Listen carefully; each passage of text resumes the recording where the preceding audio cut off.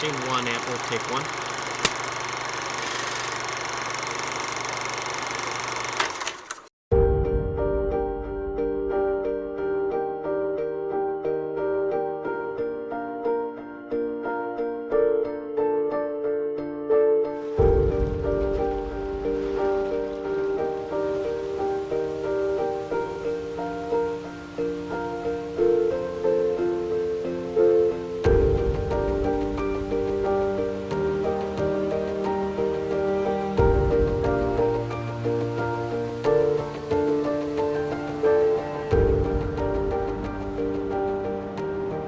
Dunes change their form every tidal cycle.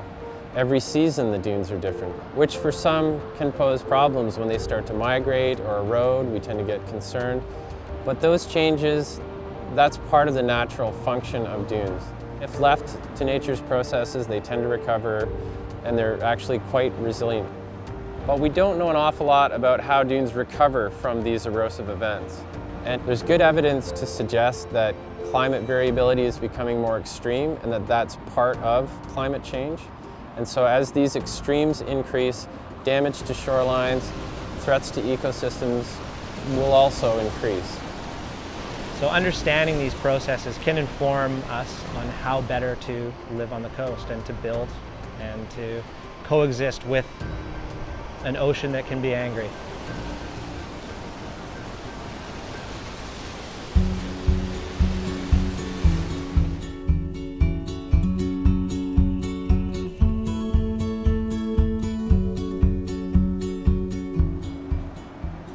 When we're interested in dune rebuilding, we want to be measuring the wind.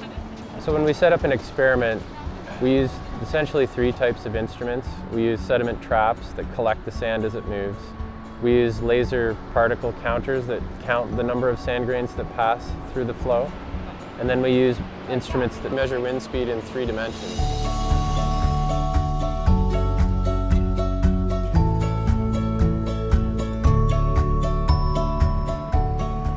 Driftwood plays a very important role because these logs can act to buffer the dune from storm waves.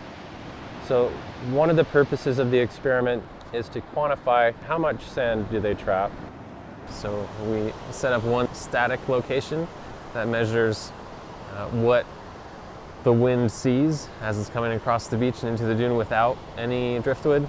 And then we set these instruments up in the driftwood and move them to different areas on the beach that are representative of high levels of driftwood or medium or lower accumulations.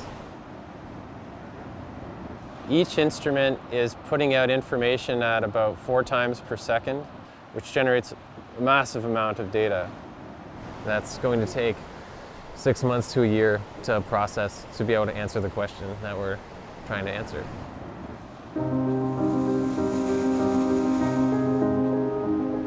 These sandy beaches at Hakai are pristine, they're beautiful, but they're also quite rare in British Columbia. Sand dunes provide a sort of protection against large storms and potentially sea level rise. And they serve very important ecosystem services, whether they be stopovers for migratory birds or primary habitat for endangered and endemic species. And we tend to take them for granted.